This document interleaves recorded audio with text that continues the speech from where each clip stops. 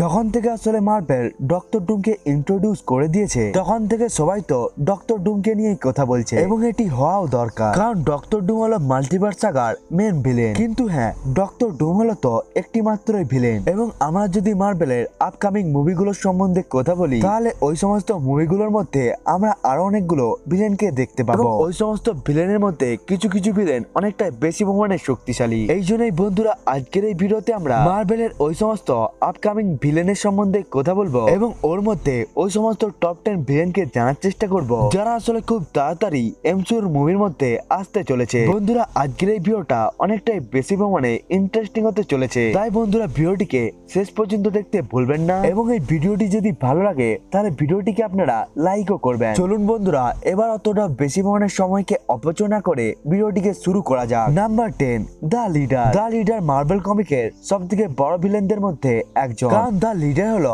এমন একটি ক্যারেক্টার যে আসলে ফিজিক্যালি পাওয়ারফুল হওয়ার সাথে সাথে তার মাইন্ডও অনেকটাই বেশি পরিমাণে শার্প এবং ইন্টেলিজেন্ট হয়ে থাকে। এবং আপনারা যদি লক্ষ্য করেন তাহলে আপনারা জানবেন যে দ্য লিডার্সকে আমরা দেখতে পেয়েছিলাম মার্ভেল সিনেমাটিক ইউনিভার্সের ইনক্রেডিবল হাল্ক মুভির মধ্যে। আসলে এই মুভির মধ্যে একটি ডক্টরকে দেখানো হয়েছিল যার আসলে নাম ছিল স্যামুয়েল স্টেন এবং এই মানুষটি যখন ব্রুস ব্যানারকে ঠিক করার জন্য কাজ করছিল তখনই হাল্কের কিছুটা পরিমাণে ব্লাড এই মানুষটির কেটে যা মাথার উপরে পড়ে যায়, যার ফলে ব্লাডটি তার বডির মধ্যে চলে যায়, যার ফলে তার বডির মধ্যে ফিজিক্যাল ট্রান্সফরমেশন হতে থাকে এবং এরপরে এই ডক্টরটি পরিবর্তন হয়ে যায় দ্য লিডার্সে। দ্য লিডার্সের যদি পাওয়ারের কথা বলা হয় তাহলে সে আসলে অনেকটাই বেশি পরিমাণে পাওয়ারফুল এবং যতগুলো এবিলিটিকে মাইন্ডের সাহায্যে ব্যবহার করা যেতে পারে সে আসলে সবকিছুকেই ব্যবহার করতে পারে, যেমন টেলিপ্যাথিক, টেলিকাইনেসিস, গামা রে ম্যানিপুলেশন, রিজারেকশন এমন ধরনের বাকি সমস্ত জিনিস। দ্য লিডার্সকে নিয়ে এটি বলা হচ্ছে সে আসলে ক্যাপ্টেন আমেরিকা 4 মুভির মেন ভিলেন হতে চলেছে এবং আমরা মুভির মধ্যেও দেখতে পাবো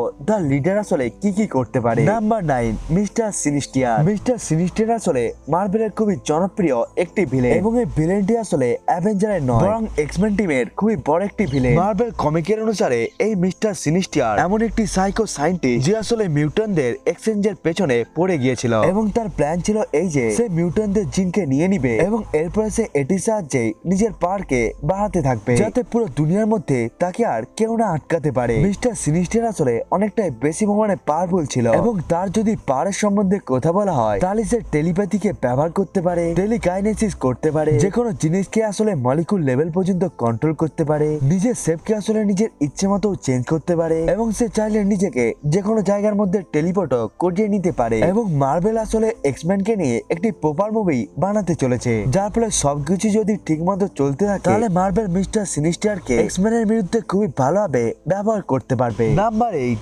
ভেনম। ভেনমকে আসলে মার্ভেল সিনেমাটিক ইউনিভার্সের মধ্যে অবশ্যই দেখানো হবে, কারণ মার্ভেল স্পাইডারম্যান নো ওয়ে মুভির মধ্যে ভেনমকে পুরোপুরি ভাবে সেট আপ করে নিয়েছে। স্পাইডারম্যান নো ওয়ে হোমের এন্ডিং সিন আমরা দেখতে পেয়েছিলাম যখন এডি ব্রক নিজের ইউনিভার্সের মধ্যে আবার ফেরত চলে আসে তখন ভেনমের শরীর আসলে একটি ছোট টুকরো এমসিইউ এর মেন ইউনিভার্সের মধ্যে পড়ে রয়ে যায়। এই জন্যই যখন মার্ভেল সিনেমাটিক ইউনিভার্সের মধ্যে স্পাইডারম্যান 4 কে রিলিজ করা হবে তখন এই মুভির মধ্যে ভেনম সিম্বিওটকে ব্যবহার করা হবে, যে হয়তো প্রথমে স্পাইডারম্যানের বডির সাথে যুক্ত হয়ে গিয়ে একটি ব্ল্যাক স্যুটকে তৈরি করে নিবে, এরপরে সে স্পাইডারম্যানের পাওয়ারকেও অনেকটাই ইনক্রিজ করে দিবে, যেমনটিকে আমরা টবি ম্যাগুয়ারের স্পাইডারম্যান 3 মুভির মধ্যে দেখেছিলাম। আসলে যেমনটা ওই মুভির মধ্যে হয়েছিল সেই রকমটাই এই মুভির মধ্যেও হতে পারে, অর্থাৎ যখন এমসিইউর অর্থাৎ টম হল্যান্ডের স্পাইডারম্যান জানতে পেরে যাবে তার বডির মধ্যে থাকা ভেনম সিম্বিওট তাকে ধীরে ধীরে খারাপ করে দিচ্ছে তখনই স্পাইডারম্যান নিজের বডি থেকে ভেনম সিম্বিওটকে বাইরে বার করে দিবে এবং এরপরে ভেনম সিম্বিওট অন্য কাউকে নিজের হোস্ট বানিয়ে নিয়ে তাকে পুরোপুরি ভাবে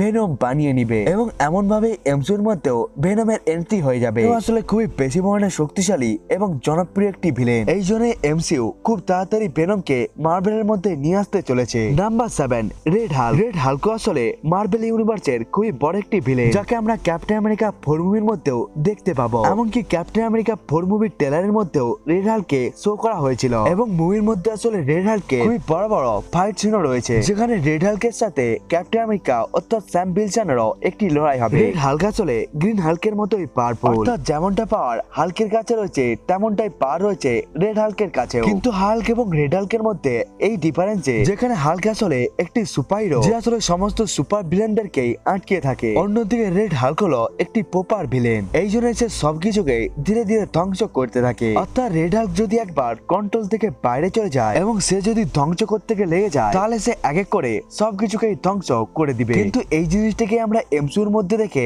অনেকটাই বেশি পরিমাণে মজা পাবো। নাম্বার 6, এরিস। মার্ভেল সিনেমাটিক ইউনিভার্সের মধ্যে আমরা ওডিনকে দেখেছিলাম, থরকে দেখেছিলাম, ফ্রেগাকে দেখেছিলাম, লোকিকে দেখার সাথে সাথে আমরা থর লাভ এন্ড থান্ডার মুভির মধ্যে হারকিউলিস এবং জিউসকেও দেখতে পেয়েছিলাম। এবং যদি দেখা হয় তাহলে এমন একটি জনপ্রিয় গ্রিক গড রয়ে গিয়েছে যাকে আসলে মার্ভেল এখনো পর্যন্ত দেখায়নি, এবং ওই গ্রিক গডের নাম হলো এরিস। এরিসও আসলে হারকিউলিসের মতোই জিউসের ছেলে, কিন্তু আমরা মার্ভেল কমিকের মধ্যে সববারই দেখেছিলাম এরিস এবং হারকিউলিস আসলে একে অপরের সাথে লড়াই করে, এবং এরিসকে আসলে মার্ভেল কমিকের মধ্যে বেশিরভাগ ভিলেন হিসেবে দেখানো হয়েছিল, যে আসলে সবসময় হারকিউলিস এবং থরের সাথে লড়াই করে থাকে। এবং যেহেতু এরিস হলো গড অফ ওয়ার, এই জন্যই তার পাওয়ারও অনেকটাই বেশি হয়ে থাকে। এই জন্যই যখন এমসিইউর মধ্যে এরিস এসে যাবে তখনই সে এমসিইউ কে পুরোপুরি ভাবে বদলে রেখে দিবে। এবং এমসিইউর মধ্যে আসলে এরিসকে দেখানোর হিন্টকে আগেই দেখানো হয়েছে। আপনারা যদি মনে রাখেন তাহলে থরের তৃতীয় মুভি অর্থাৎ থর র্যাগনারকের মধ্যে সাকার প্ল্যানেটে এরিসের মূর্তি ছিল, এবং এর সাথে যদি আমরা থরের চতুর্থ মুভি অর্থাৎ থর লাভ এন্ড থান্ডারের সম্বন্ধে কথা বলি, আপনারা যদি ওই মুভিটির পোস্ট ক্রেডিট সিনকে দেখে থাকেন তাহলে আপনারা জানবেন যে ওই পোস্ট ক্রেডিট সিনের মধ্যে থর এবং হারকিউলিসের লড়াইকে সেট আপ করা হচ্ছিল। এবং যদি ফ্যান থিওরির সম্বন্ধে কথা বলা হয় তাহলে এমন ফ্যান থিওরি আমাদের সামনে আসছে যখন মার্ভেল সিনেমাটিক ইউনিভার্সের থর 5 মুভির মধ্যে থর এবং হারকিউলিস একে অপরের সাথে লড়াই করবে, তখনই তাদের লড়াইয়ের জন্য এরিস নিজের পাওয়ারকে পেয়ে যাবে, এবং ওই সমস্ত পাওয়ারের জন্য এরিস এতটাই পাওয়ারফুল হয়ে যাবে যার ফলে সে পুরো দুনিয়াকে ডিস্ট্রয় করতে এসে যাবে, যার ফলে আগে গিয়ে হারকিউলিস এবং থর একসাথে এসে যাবে, এবং এরপরে তার এরিসের সাথে লড়াই করতে থাকবে। Number 5, sentry. যারা আসলে সেন্ট্রিকে জানেন না তাদেরকে আমি বলে দিই যে সেন্ট্রি আসলে মার্ভেলের সবথেকে পাওয়ারফুল সুপারহিরো, অর্থাৎ পুরো মার্ভেল ইউনিভার্সের মধ্যে এমন কোনো সুপারহিরো নেই যারা আসলে সেন্ট্রিকে হারাতে পারবে। সেন্ট্রি আসলে সেই ক্যারেক্টার যে ক্যারেক্টারের মধ্যে 1 লক্ষেরও বেশি সূর্যের তাপের শক্তি রয়েছে, এবং মার্ভেল কমিকে ওয়ার্ল্ড ওয়ার স্টোরি লাইনের মধ্যে যখন হাল্ক পুরোপুরি ভাবে কন্ট্রোল থেকে বাইরে চলে যায় এবং যখন সে রেগে গিয়ে সমস্ত ইলুমিনেটি টিমের মেম্বারকে মারতে থাকে, তখনই হাল্ককে আটকানোর জন্য ওই সময়ের মধ্যে সেন্ট্রি এসে যায়, এবং ওই সময়ের মধ্যে সেন্ট্রি হাল্ককে থামিয়েও দেয়। এবং এই জায়গার মধ্যে আপনারা মনে করতে পারেন আমি কেন সেন্ট্রিকে সুপারহিরো বলার পরেও তাকে ভিলেনের লিস্টে রেখেছি। এই কথার উত্তরকে আমরা এমসিইউর থান্ডারবোল্ট মুভির মধ্যে দেখতে পাবো, এবং ওই মুভিটির স্টোরিকে নিয়ে এটি বলা হচ্ছে ওই মুভির মেন ভিলেন হবে সেন্ট্রি, এবং ওই মুভির মধ্যে সেন্ট্রি থান্ডারবোল্ট টিমের সাথে লড়াই করবে, কিন্তু আগে গিয়ে সেন্ট্রি বুঝতে পেরে যাবে সে আসলে ভুল কাজ করছে, এই জন্য সে আবার ভালো সাইডে এসে যাবে। কিন্তু হ্যাঁ, এমসিইউর মধ্যে সবথেকে প্রথমে সেন্ট্রিকে একটি ভিলেন হিসেবে ইন্ট্রোডিউস করা হবে। Number 4, Galactus. গ্যালাক্টাস আসলে মার্ভেলের সবথেকে পাওয়ারফুল ভিলেনদের মধ্যে একজন, কারণ গ্যালাক্টাস কোন রকম সাধারণ ভিলেন নয়, বরং সে হলো একটি কসমিক এন্টিটি। গ্যালাক্টাসের পাওয়ারকে আপনারা এখান থেকে জানতে পারবেন যে গ্যালাক্টাসের আসলে যেই সমস্ত সার্ভেন্ট হয়ে থাকে যেমন সিলভার সার্পার, তারা এতটা বেশি মানে পাওয়ারফুল হয়ে থাকে যে যার ফলে তারা নিজেদের পাওয়ারকে ব্যবহার করে প্ল্যানেটকে ডিস্ট্রয় করে দিতে পারে, এবং গ্যালাক্টাসে আসলে এই সমস্ত ক্যারেক্টারগুলোকে নিজের পাওয়ার দিয়েছিল। গ্যালাক্টাস আসলে নিজের পাওয়ারকে ব্যবহার করে প্ল্যানেটের সাথে সাথে পুরো গ্যালাক্সিকেও ডিস্ট্রয় করতে পারে। গ্যালাক্টাস আসলে এতটাই পাওয়ারফুল যে মার্ভেল কমিকের অনেকগুলো শক্তিশালী সেলেস্টিয়ালকেও সে মেরে দিয়েছিল, এবং গ্যালাক্টাসের যখন খিদে পেয়ে থাকে তখন সে একটি পুরো প্ল্যানেটকে কনজিউম করে নেয়, এবং এই প্ল্যানেটের এনার্জি থেকে সে বেঁচে থাকে। গ্যালাক্টাসকে নিয়ে এটি কনফার্ম করে দেওয়া হয়েছে যে গ্যালাক্টাস আসলে মার্ভেলের ফ্যান্টাস্টিক 4 মুভির মেন ভিলেন হতে চলেছে, অর্থাৎ ওই মুভির মধ্যে গ্যালাক্টাস ফ্যান্টাস্টিক 4-এর সাথে লড়াই করবে। আসলে এই মুভির স্টোরি লাইন হিসেবে গ্যালাক্টাস আসলে পুরো পৃথিবীকেই কনজিউম করতে আসবে, এবং ওই সময়ের মধ্যে ফ্যান্টাস্টিক 4-এর টিম তাকে আটকানোর চেষ্টা করবে, এবং গ্যালাক্টাসকে আসলে আমরা 1 বছরের মধ্যে দেখতে চলেছি। নাম্বার 3, নাল। নাল আসলে এতটাই বেশি পরিমাণে পাওয়ারফুল যে যার ফলে মার্ভেল কমিকের মধ্যে খুব কম ক্যারেক্টারই রয়েছে যারা আসলে নালকে হারাতে পারবে, এবং তাদেরকে ছাড়া পুরো মার্ভেলের মধ্যে এমন কোনো ক্যারেক্টারই নেই যারা আসলে নালের সামনে টিকতে পারবে। নাল আসলে সমস্ত সিম্বিওটকে ক্রিয়েট করেছিল, এবং ন্যাগ্রোসর্টকেও আসলে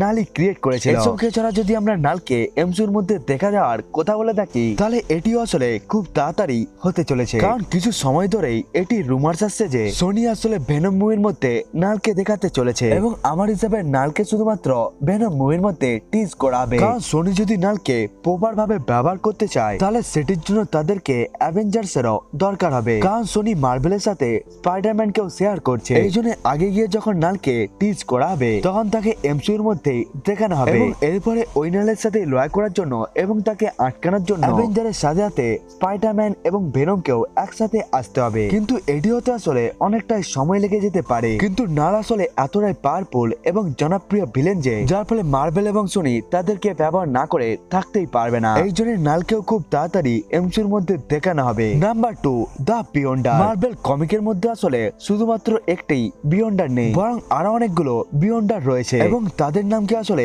বিয়ন্ডার এই জন্যই রাখা হয়েছে কারণ তারা বিয়ন্ডার প্রজাতি থেকে বিলংস করে। মার্ভেল কমিকের মধ্যে বিয়ন্ডাররা আসলে অনেকটাই বেশি পরিমাণে পাওয়ারফুল, এমনকি তাদের পাওয়ার লেভেল এতটাই বেশি হয়ে থাকে যে যার ফলে তারা শুধুমাত্র চিন্তা করেই সবকিছুকেই করে নিতে পারে। এবং বিয়ন্ডার মার্ভেলের মধ্যে ভিলেন এই জন্যই কারণ তারা অনেকবারই মজার জন্য ইউনিভার্স এবং মাল্টিভার্সকেও ধ্বংস করে দিয়েছিল এবং মার্ভেল কমিকের মধ্যে সিক্রেট ওয়ার আসলে বিয়ন্ডারের জন্যই হয়েছিল। এমনকি মার্ভেল কমিকের যে পুরনো সিক্রেট ওয়ার কমিক রয়েছে যার ফলে বিয়ন্ডার একবার মজার জন্য একটি প্ল্যানেটকে ক্রিয়েট করে নেয় এবং এই পয়সে ওই প্ল্যানেটের মধ্যে সমস্ত ভিলেন এবং সুপারহিরোকে রেখে দেয় এবং ওই প্ল্যানেটের মধ্যে সে এই জন্য লড়াই করিয়েছিল যাতে সে ফাইটকে দেখে অনেকটাই বেশি মজা পেতে পারে। এবং এখন যদি এমসিউর মধ্যে বিয়ন্ডারের কথা বলা হয় তাহলে বিয়ন্ডাররা আসলে সিক্রেট ওয়ারের সাথে পুরোপুরিভাবে কানেক্টেড রয়েছে কারণ সিক্রেট ওয়ারকে বিয়ন্ডাররাই স্টার্ট করেছিল।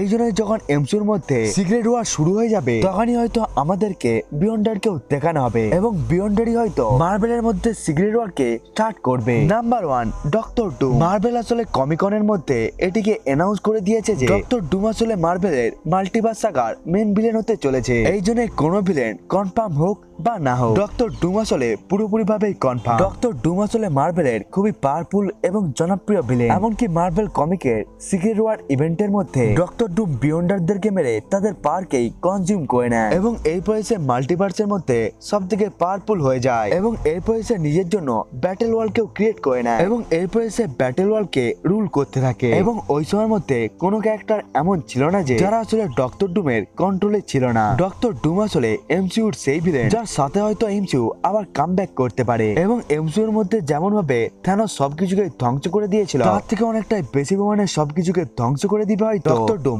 অ্যাভেঞ্জার্স সিক্রেট ওয়ারের মধ্যে। বন্ধু, এটি ছিল 10টি ভিলেন যাদেরকে আমরা খুব তাড়াতাড়ি আমরা মার্ভেল সিনেমাটিক ইউনিভার্সের আপকামিং মুভির মধ্যে দেখতে পাবো এবং আপনার হিসেবে যদি এই লিস্টের মধ্যে থেকে কোনো ভিলেন বাদ হয়ে যায় তাহলে সেটিকে আপনারা কমেন্ট করে বলতে ভুলবেন না। বন্ধুরা, আজকের এই ভিডিওটা এতটা পর্যন্তই, দেখা হচ্ছে অন্য একটি ভিডিওতে। ততক্ষণের জন্য বাই বাই।